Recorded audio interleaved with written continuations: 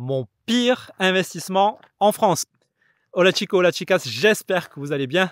Alors comme tu peux le voir, je suis au Frankistan et je vends mon dernier appartement ici. C'est terminé, ça fait 1 an que je suis expatrié au Paraguay et je me sens très bien. Ça a été la meilleure décision de ma vie et je vais t'expliquer pourquoi je vends tout en France.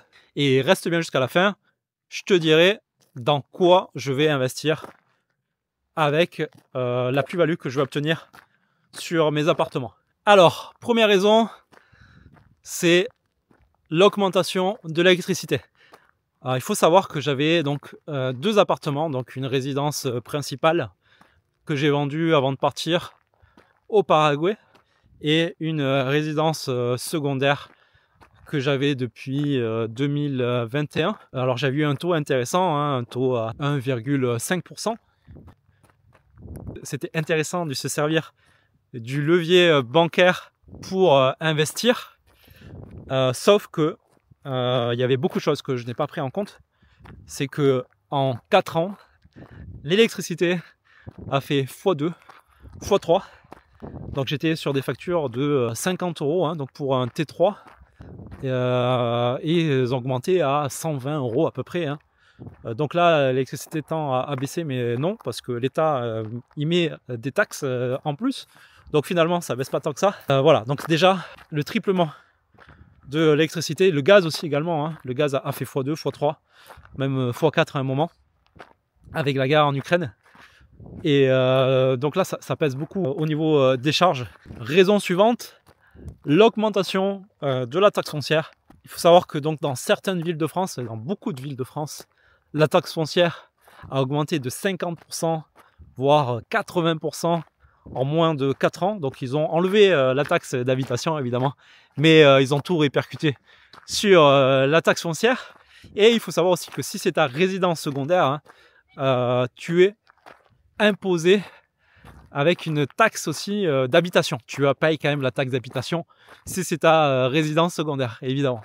Et donc là, sur un T3, je me souviens que je payais 1000 € de taxe foncière. J'étais au départ à 650 € et là je suis à plus de 2000 € pour un T3.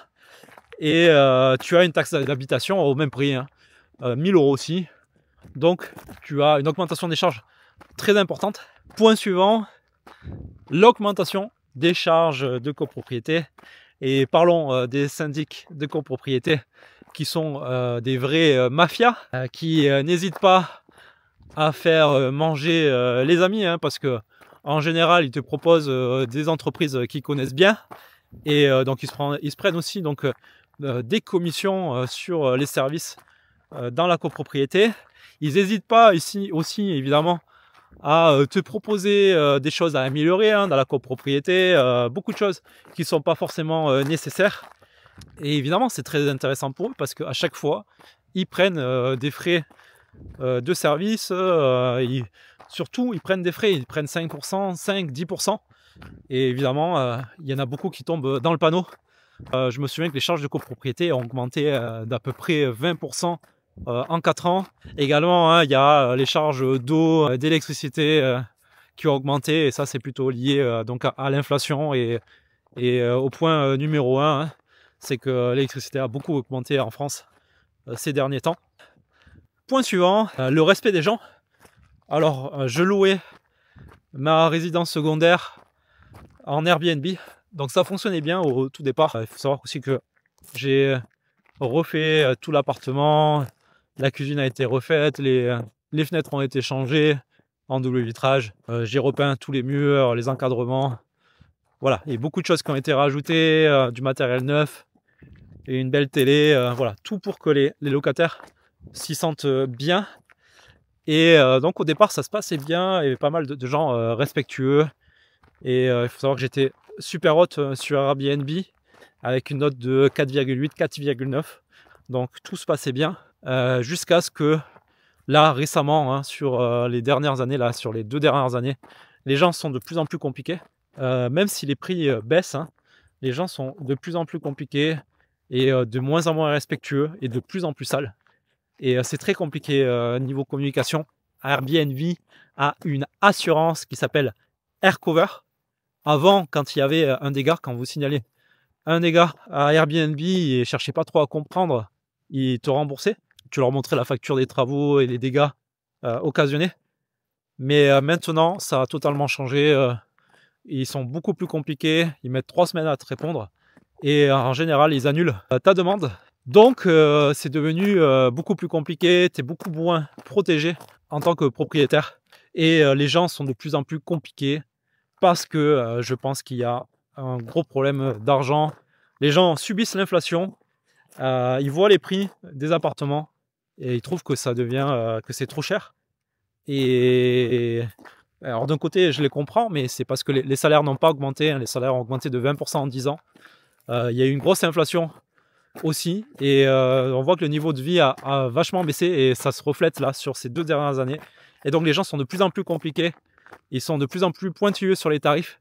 Et c'est très compliqué pour rentrer dans ces frais dans les Airbnb entre les taxes foncières, les taxes d'habitation, les charges de copropriété, l'électricité qui a augmenté. Là, ça devient plus du tout rentable. Alors, je ne sais pas comment font les professionnels. Je pense que tu peux faire de la location courte durée si tu es réellement un professionnel, mais si tu es un particulier, c'est beaucoup de problèmes, beaucoup de nuits blanches. Et finalement, c'est un investissement où tu dois t'en occuper. Ce n'est pas vraiment un investissement passif. Alors, je les entends hein, déjà, hein, les pros de l'immobilier, les pros qui louent beaucoup d'appartements qui vont me dire « Ouais, mais qu'est-ce que tu racontes? C'est super intéressant de louer en France, d'acheter et de louer plusieurs appartements. » Oui, en effet, si tu es un professionnel et si tu t'en occupes tous les jours, hein, si c'est vraiment ton métier, ça peut être intéressant, ça peut être rentable, surtout si tu sers du levier bancaire, surtout si les taux baissent. Hein, évidemment, là, les taux sont à 3%, il me semble, et ils vont sûrement baisser. Là, ça peut être intéressant, mais pour les particuliers, je pense que c'est de plus en plus compliqué. Et surtout, si tu vis à l'étranger, si tu passes par une agence Airbnb, hein, une agence de gestion locative, Airbnb, ils te prennent 20% aussi sur tes revenus. Et je t'assure que tu ne tombes plus dans tes frais. Airbnb te prend 20% déjà sur les revenus donc des voyageurs. Et l'agence locative te prend 20%. Plus les frais de ménage qui sont de plus en plus élevés, ça devient très très compliqué. Et c'est pour ça aussi que les prix hein, sur Airbnb sont élevés, hein, si vous savez. Hein. C'est parce que aussi les propriétaires veulent rentrer dans leurs frais. Hein. C'est pas forcément parce qu'ils se font énormément d'argent. Hein. Voilà, ça il faut le savoir. Et on va parler du dernier point, un point très important et qui va plaire à nos amis gauchistes. Ce dernier point, c'est les squats. Tu l'as deviné. Évidemment, les gauchistes sont très contents de ce qui se passe avec les squats, sachant que la majorité des squatteurs sont conseillés par des associations, évidemment, gauchistes. Hein. Donc les associations gauchistes leur disent donc de squatter les Airbnb, donc de rester quelques jours, de changer le compteur, et ensuite d'y rester et faire marcher la loi. Parce qu'il y a un vide juridique par rapport à ça. Si tu n'es pas rentré par infraction dans un appartement, tu as le droit de rester dans l'appartement. Voilà, si tu as changé le compteur et tout ça, si tu as prouvé que ça fait 2 jours que tu es dans l'appartement, tu peux y rester. Le propriétaire ne peut rien dire. Il n'a pas le droit de venir te casser la gueule. Et ce sera toi qui seras en tort. Même si tu as ton papier pour montrer que c'est bien toi le propriétaire. Dans un pays normal, voilà, normalement tu montres ton papier, tu vas à la police, tu montres ton papier, c'est moi le propriétaire de cet appartement, dégagez-les. Dans un pays normal, ça se ferait. Mais non, en France, non, ça ne marche pas. Donc en France, tu payes des impôts. Et justement, en France, tu payes des impôts, tu finances des associations gauchistes avec tes impôts.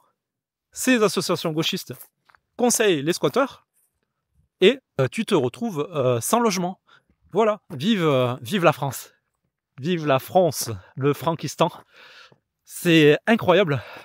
Et c'est aussi une des raisons pour lesquelles je veux me débarrasser de tout ce que j'ai en France. Même les comptes bancaires. Mais ça, c'est un autre sujet. Et notamment, honnêtement, hein, si tu es expatrié, débarrasse-toi de tout ce qu'il y a en France. Essaye d'avoir le moins d'intérêt économique en France. Je t'assure que ça en vaut pas la peine. Il arrive des années très compliquées avec la dette en France. Ils vont chercher l'argent là où il se trouve, c'est-à-dire dans le patrimoine des gens et dans les comptes bancaires. Donc fais très attention et ça commence à beaucoup se durcir. Donc moi, je vends tout, j'arrête tout en France.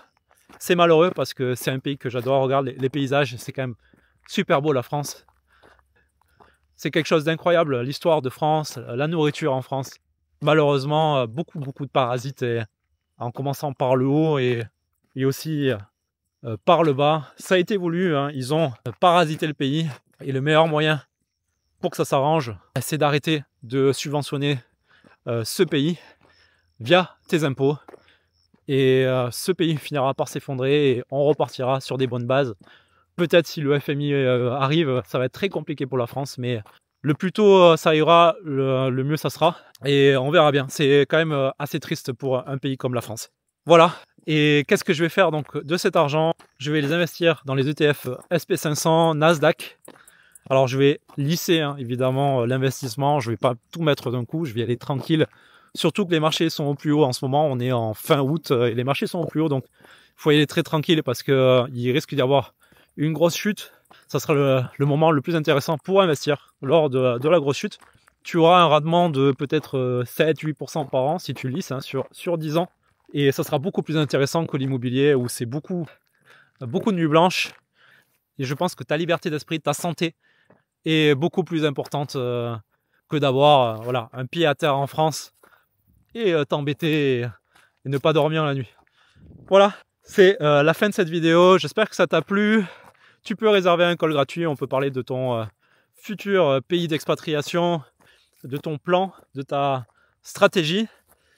Et c'est un call gratuit de 20 minutes. N'hésite pas. On aide les gens à s'expatrier, à gagner leur liberté. Et je te dis à bientôt vers le chemin de la liberté.